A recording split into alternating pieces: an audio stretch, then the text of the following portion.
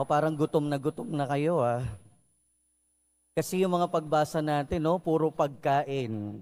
Sa unang pagbasa, narinig natin kung papaanong si Eliseo pinakain yung mahigit 100 mga tao. Sa ating salmo naman, narinig natin yung tugon, pinakakain mong tunay kaming lahat o may kapal. At sa ating ebanghelyo ay yung pagpapakain ng 5,000 lalaki. That time kasi lalaki lang yung binibilang, pero hindi ibig sabihin noon walang mga babae at mga bata doon. Naalala ko tuloy yung video clip na napanood ko. Si Jericho Rosales tsaka si Eugene Domingo. Kumakain din sila. Tapos sabi ni Jericho Rosales, "O kumusta yung pagkain mo? Nabusog ka ba?" Sabi naman ni Eugene Domingo, "Ang katawan ko busog na pero ang kaluluwa at puso ko gutom na gutom pa rin." Hugot yon, pero merong katotohanan sa sinabi niya. Importante ang pagkain. Kaya nga sa ating mga pagbasa, pinapakita kung gaanong napaka-basic ng pagkain. Diba yung iba nga, kahit hindi na mag-aral, sa sobrang kahirapan, basta makakain lang. Yung iba maraming hindi nabibili, basta makakain lang. Pero hindi ibig sabihin noon, pagkain ang tanging mahalaga sa mundo. Dahil, oo, nagugutom tayo, tunay na nagugutom tayo, pero totoo din, hindi lang naman tayo sa pagkain pwedeng magutom. Pwedeng ang kaluluwa natin ay gutom na gutom. O pwede rin naman gutom tayo sa pagmamahal. O di kaya naman gutom tayo sa atensyon ng ating pamilya. O di kaya naman gutom tayo sa oras na hindi maibigay ng ating minamahal. Maraming pwedeng pagkagutom ang maranasan natin. Ang ating ebanghelyo, mga kapatid, ay hindi lang namang nagpapakita ng kapangyarihan ng Diyos na gumawa ng himala at magpakain. Dahil pinapakita din ito kung ano ang kayang ibigay ng Diyos at kung ano ang kaya nating ibigay sa Diyos. Unang-una, ano ang kayang ibigay ng Diyos? Kayang ibigay ng Diyos ang pagpawi sa kahit na anong gutom natin. Kayang ibigay ng Diyos ang pagpawi sa kahit na anong gutom natin. Siyempre, physical, alam naman natin lahat ng biyaya, nagmumula sa Diyos. Kahit na binibili natin yung pagkain natin, kahit pinagtatrabahuhan natin, at the end of the day, lahat ng yan sa Diyos pa rin ang gagaling.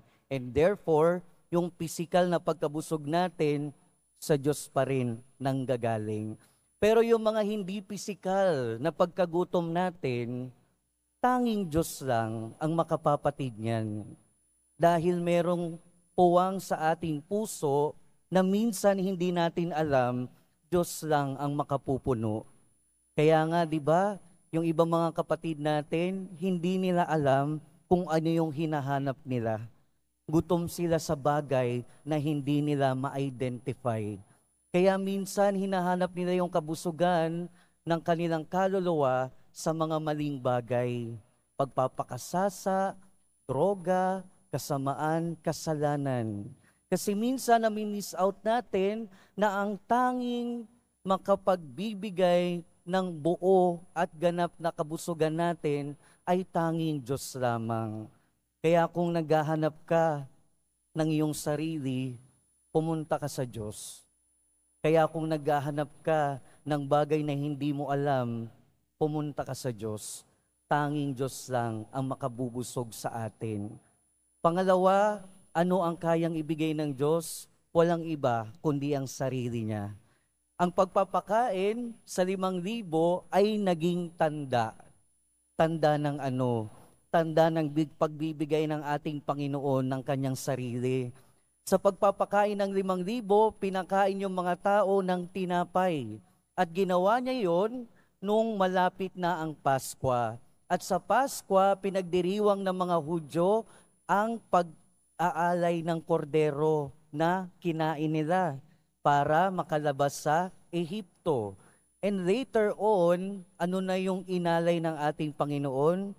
hindi lang tinapay na nakababusog ng pisikal, kundi tinapay ng buhay, ang kanya mismong sarili.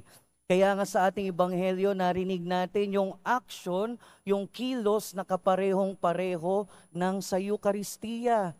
Iniabot niya ang tinapay, nagpasalamat sa Diyos at ibinahagi sa lahat. Na ibig sabihin, hindi lang tinapay yung ibinabahagi ng ating Panginoong Hesukristo, ang mismong kanyang sarili, ang kanyang ibinabahagi sa atin. Kaya nga sa ating Eukaristiya, sa tuwing tayo tatanggap ng komunyon, lagi nating tandaan, ang tinatanggap natin ay ang mismong ating Panginoong Hesukristo, ang tinapay na nagbibigay buhay. Dahil kung yung pagkain natin nakapagbibigay ng kabusugang espiritual, kailangan din naman nating pakainin ng ating kaluluwa. At mabubusog lang yung kaluluwa natin sa pamamagitan ng salita ng Diyos at sa pamamagitan ng katawan ni Kristo para maging ganap ang ating kabusugan. Kaya kung naibibigay ng Diyos ang lahat ng pagpawi ng ating kagutuman at ang kanyang sarili, ano pa yung hindi niya kayang ibigay? Wala na. Ibinigay niya na lahat. Be convinced, maniwala tayo, kayang ibigay ng Diyos ang lahat ng bagay. Binigay niya na nga yung sarili niya eh. Ano pa yung hindi niya kayang ibigay? Ang hindi niya kayang ibigay ay yung mga bagay na hindi makakatulong sa atin. Pero kahit anong gutom, kahit anong uhaw, kayang pawiin ng Diyos. Pero ano naman yung maibibigay natin sa Diyos? Narinig natin sa Ebanghelyo na yung bata merong 5 tinapay at 2 isda. Ano yung naging reaction ni Felipe? Katulad din nung naging reaction nung nasa unang pagbasa, may kakaunti. Kaya anong sabi nila? Ay, hindi kasya to. Anong sabi ni Felipe? Ay, kahit bumili tayo ng maraming tinapay, hindi ka kasya. Mga kapatid, kahit anong ibigay natin sa Diyos, kahit gaano kaliit o kahit gaano kalaki, kung ano ang nakayanan natin ay tinatanggap ng Diyos. Kahit gaano pa yan kaliit, dahil kaya yang paramihin, kaya yang padakilain ng ating Diyos Ama. Kaya nga, di ba, ngayon, saktong-sakto, no? May second collection. Hindi ko sinasabing magbigay kayo doon, no? Pero may nabasa ko sa FB, ang daming nagrereklamo. Second collection. Pero ang tanong, sa first collection ba nagbigay ka? Hindi ka naman pinipilit. Hindi ka pinipilit. Magbigay ka kung ayaw. Magbigay ka kung gusto mo. Kung hindi, edi okay din. Walang problema yan. Walang problema sa Diyos yan. Pero lagi nating tandaan, kung ano man yung naibibigay natin sa Diyos at sa kapwa natin, kahit gaano kaliit, bahala na ang Diyos dyan. Bahala na ang Diyos magpadakila. Bahala na ang Diyos magparami. Minsan kasi yung problema natin, hindi na nga tayo tumutulong, nagrereklamo pa tayo. Pero lagi nating tandaan, kahit gaano kaliit yung ibinibigay natin sa Diyos at sa kapwa, kayang palaguin ng ating Panginoon. Kaya sa pagpapatuloy ng ating buhay, mga kapatid, lagi nating tandaan, ang pagpapakain sa 5,000 ay paalala sa atin. Ibinigay ng Diyos ang lahat, kasama ang kanyang sarili. At walang bagay, wala tayong kagutuman na hindi kayang pawiin ng Diyos. At ano ang kaya nating ibigay sa Kanya? Kung ano lang yung nakayanan natin, bahala na ang Diyos. Bahala na siyang magparami at magpalago.